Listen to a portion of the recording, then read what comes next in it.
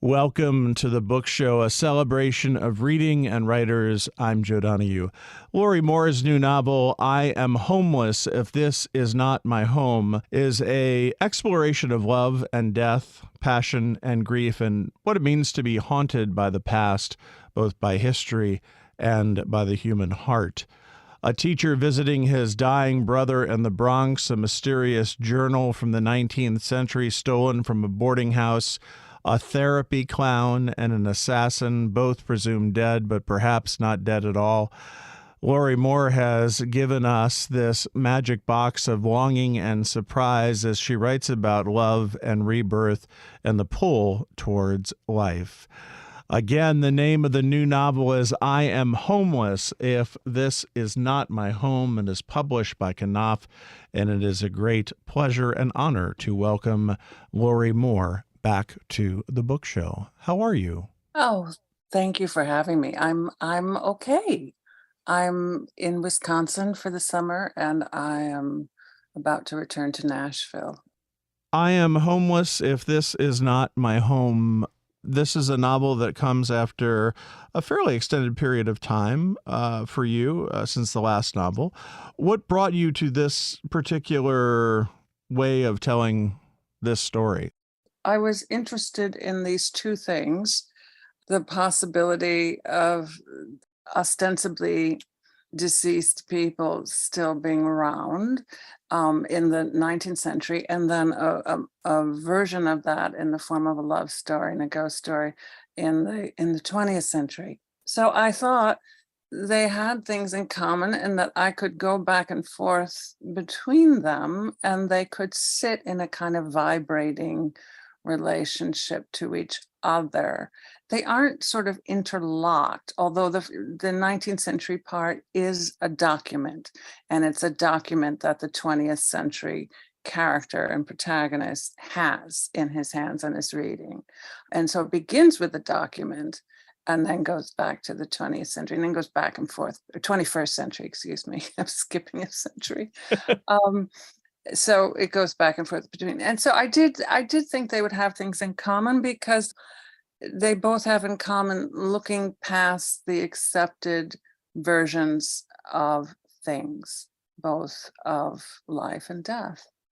The fact that there is not a direct arc in the sense of beginning, middle, and an end, in the sense of that of it's going back and forth, really allows you to move around a lot, right? It gives you, it would seem to me, it gives you a lot of freedom.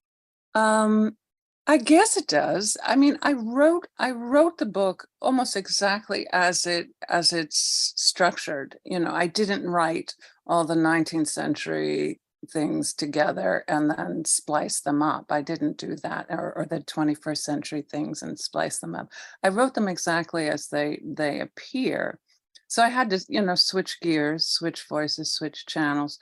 But a novel doesn't have a particular, unless you're writing a commercial novel, a novel doesn't really have any preordained structure. You can make up the structure, and in literary fiction, novelists do. They make up their structure. And so I made this up. It doesn't follow the rule book, but the rule book is not something that literary writers by and large care about. I was going to say, I don't think you've ever followed a rule book, right? No, no, I'm not sure I would. I can hardly follow a recipe. Um, I'm always substituting things. I rebel. So the fact that sometimes we wonder what is happening and where a character is or even what time we're in, that's fine by you because we'll get there eventually, right? Well, I hope you're not too confused. I mean, it should be pretty clear within each section where you are, Yes. which century you're in, but whether you're in a slightly fantastical place or whether you're in some kind of bare bones diehard reality might not be clear. But the fact is, you're in a fiction anyway. So, you might as well, let go of your desire for things literally to be true. It's why we go to novels in the first place, then. I hope so. Yeah. What was the fascination with the ghost story, and has that long been in you? Well, in the last 10, 15 years, I've just known so many people who have passed away. And it's really unbelievable for everybody who loses someone. It's like Joan Didion's Year of Magical Thinking. Mm. That the idea that this person couldn't really possibly be dead goes way back. I mean, Faulkner did it, and a whole bunch of people did it. So ghosts are kind of time tested medium, shall we say? I hate that medium is working two ways there in literary history. And so I thought this particular character I was thinking of would definitely not buy the official story of someone's death. They would believe that perhaps a mistake had been made or some other version of reality had occurred. And so I decided to explore that. Let us explore some of these characters. We meet Lily and Finn. Tell us about these two. They're a couple who aren't really together anymore, but that part of things Finn has also sort of set aside. Finn doesn't really want to believe what everyone else believes. He wants to devise his own separate, slightly more complicated version, or maybe it's actually a simpler version. But he's not necessarily signed up with the crowd in terms of what has occurred. And so he doesn't quite believe what he's told about Lily. I mean, he sort of partially does and partially doesn't. And so he goes and investigates whether or not she has actually died. And Lily is a therapy clown. It's and not a very successful one. And Finn is a high school teacher, also not a very successful one. What should we, if anything, read into the fact that you've been attracted to characters who are unsuccessful? Oh, you know what? I haven't even noticed that. Unsuccessful. Okay, I used it in one way. What you mean professionally unsuccessful? Well, or just they do not have the world by a string, let's say. Oh, who would want to write about that? I don't even know anyone like that. So, I mean, if people like that exist, they should definitely be written about, but I don't know anybody like that. Lorrie Moore is our guest. The name of the new novel is I Am Homeless If This Is Not My Home. Just when you start reading about a therapy clown, it's just magnificent. And there are so many moments that go from very funny to very stark and will wake you up quickly. And as you described it earlier of writing it straight through, so that's sort of how your mind goes, right? It'll start in a place and all of those emotions will go along for the ride then. Yeah, yeah. I was interested in writing about grief, about missing people, about still having conversations with them even when they're departed. And both sections have that. When you think of grief as something to write about and something for us, I mean, it's obviously universal. I think most, if not all of us, have felt it, and it's still something that is fascinating to contemplate and to look at, especially through the prism of these characters. Yeah. What do you think our, maybe not fascination, but our interest in grief comes from? Well, I suppose grief extends the life of the deceased to some extent. You continue to be very attached and involved and connected to that person. I mean, it's the final connection with someone who has died or left or whatever you want to say. And so it's very intense and consuming, absorbing, and then it probably has to die down. It has to subside. And eventually, I think for most people, of course, it does. But it lasts as long as it lasts, and it's a kind of final communion with that person and all they meant to you. And so I make it rather literal in this novel, as you know. Yes. Yeah, yeah. So he has a final communion with his lost loved one. And in making it literal, you knew that was going to happen from the beginning. Yeah, I didn't know at what level it was literal. I knew he would go and find her. And it's sort of up to the reader, and it's up to the characters themselves. It's up to Finn himself, and it's up to the readers to decide how literal things are. But in the end, for story purposes, it didn't matter because he was going to have this experience regardless. The idea of this not being a short story and this being a novel, is that also predetermined? Yeah.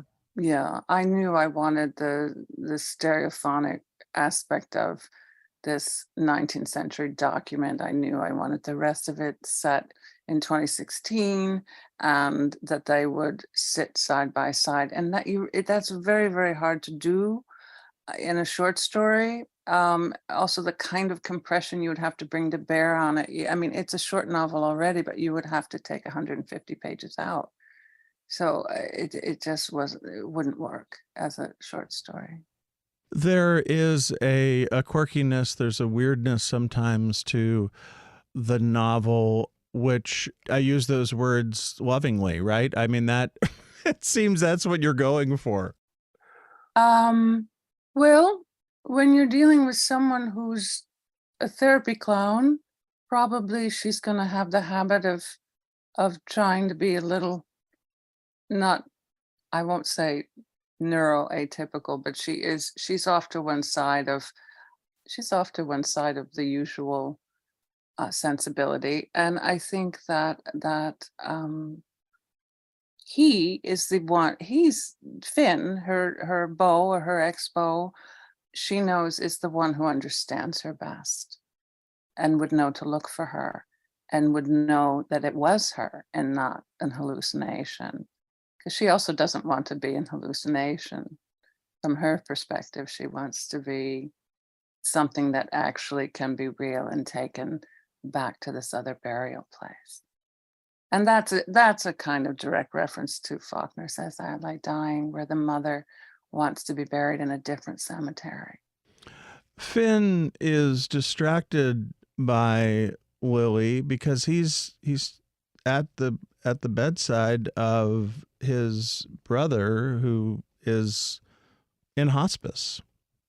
Yeah, So it is there's that almost bookends of death and grief right, that this character is dealing with. right. He has a real person to mourn as well as Lily. I mean, he has both of them to mourn. I think the being called away from his brother so easily by Lily's situation speaks to his sense that um, his brother's situation could go on for some time. And also, it speaks to his great love for Lily, his passion and his willingness to just come when she calls, which is Mm. true for his feelings. The term death adjacent is used. At what point did you think of that as a part of the process of going from living to dying? Um, well, I suppose as a concept, we've all thought of it as a phrase. It just came to me. She says it in dialogue, I think. She says, I guess death is just a spectrum. Maybe I'm death adjacent. I mean, those things came in dialogue at my desk as I was writing their dialogue. Lorrie Moore is our guest. The new novel is I Am Homeless If This Is Not My Home. The book is published by Knopf. Is the dialogue something you enjoy writing in the sense that of hearing those conversations, and as a writer and conveying the story of getting that right of both characters and how they communicate with one another? Yeah, I do like writing dialogue, and it expresses the story less than it expresses the consciousness of the characters and the collision of their consciousnesses and personalities. And so to have two people in a tense situation talking is really fun to write, I think. I think most people would agree. I mean, that's what theater is, and that's what writing a play is. And so there's an element of theatricality a little bit to this novel, here and there. How do you achieve that in the sense, because there's like it's almost a slapstick feeling to it at times, a lot of energy, very interesting interplay between them. Well, I hope it's not slapstick, which is mostly sight gags, I think. Although she is a kind of walking sight gag with her clown shoes. But I think when you have tension and you have something large at stake between two people, and you have each of them with unspoken agendas that are sort of in competition or up against each other, the conversation can get lively, I think. So that's what makes it fun. When you say lively, what does that mean to you as far and the importance of that for us, the reader, of a having the story move forward, but also just the fun of it, really, the fun of wanting to go into this fictional world as you described earlier. Well, it's a way of presenting the two characters and also presenting their relationship. It's very clear that they kind of are picking up where they left off. That this is how they've always been with each other. At one point, she says, "What are we talking about?" And he says, "What are we ever talking about?" I mean, because this is just what they do. Um, I have another road trip story with a couple, and one of it's from Birds of America, and one of the guys says to the other guy, you know, this is just how we are.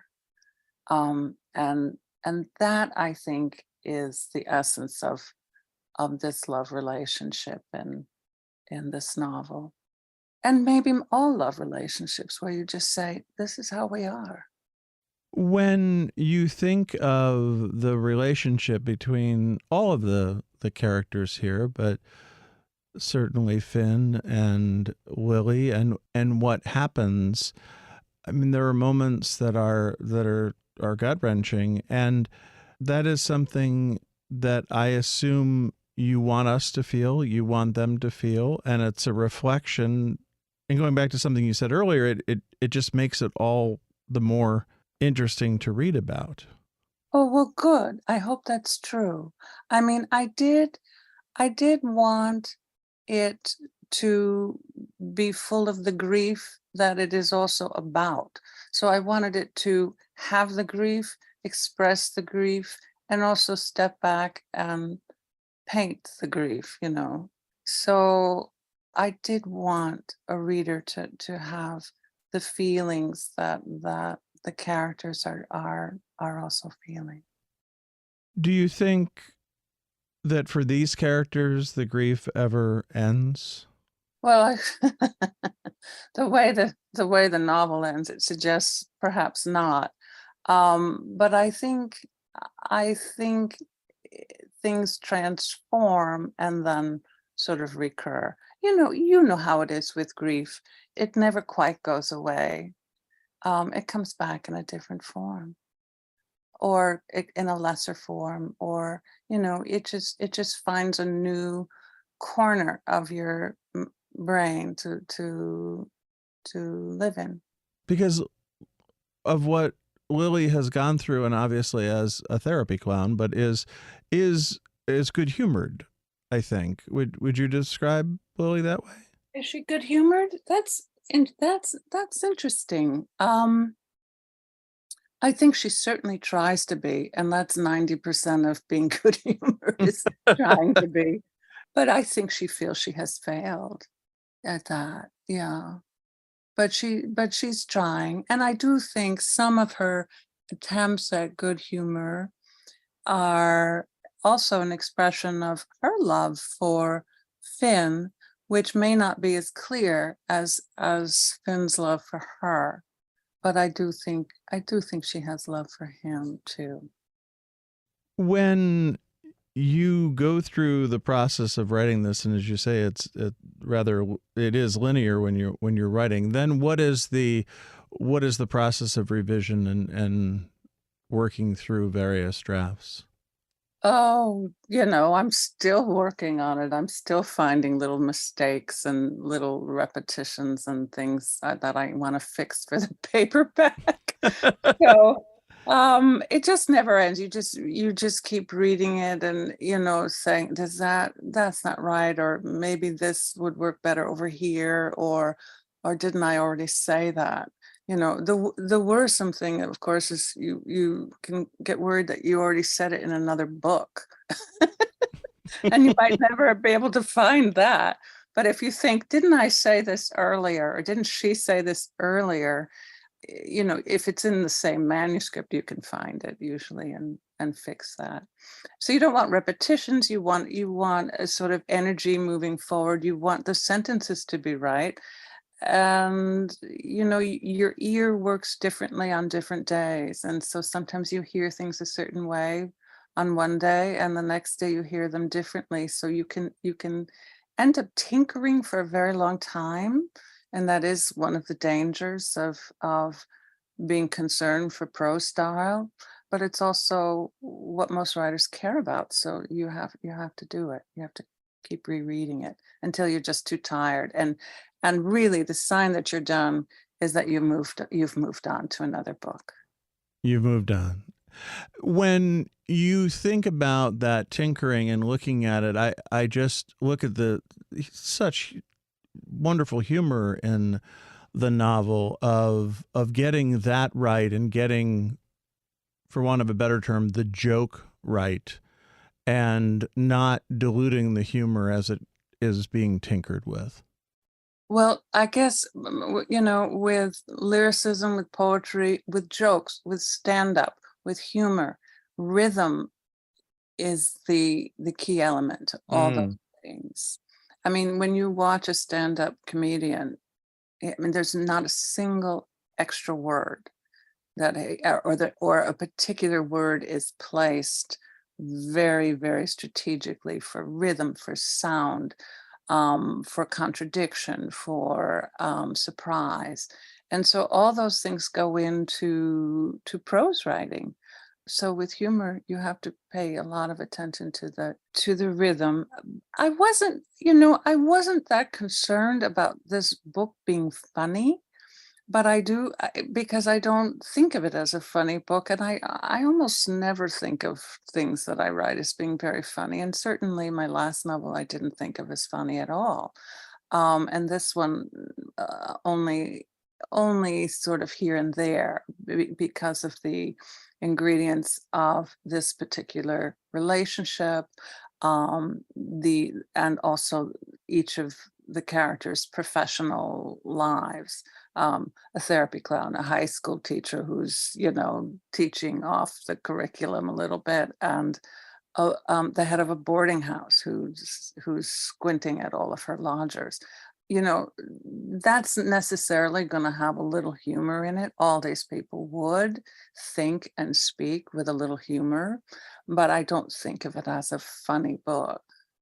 I mean, too much happens. I mean, you know, two people, it's a lot of people die in this book, but three people die. I mean, just in the description of grief and loss, I mean, it doesn't obviously lend itself to talking about it being a knee slapper. But in your mind, have you ever written a humorous novel that was overtly humorous? In its intent? Yes. In its main intent? Like the main intent is to be funny, like a campus comedy or a farce? No, I've never, or a satire from beginning to end? No. No, I've never done that. Would that interest you? No. I'm much more interested in tragedy, but I'm interested in comedy as an element, but not as the total project. And we're interested more in tragedy, right? Because we're sort of just around it so often. I don't know. Not everybody's, people love to laugh and they love to go see comedy, watch comedy, but Sure. people also love to cry and they love to go, and sit at La Boheme and La Traviata and Tristan and Isolde. So I'm interested in both those things, but in the end, the stories themselves, I think, are truer if they're tragedies. The truth of a comedy is a comedy because it stops before it gets to the tragedy. So my final question then is do you want it to have an emotional core? I want it to have feeling.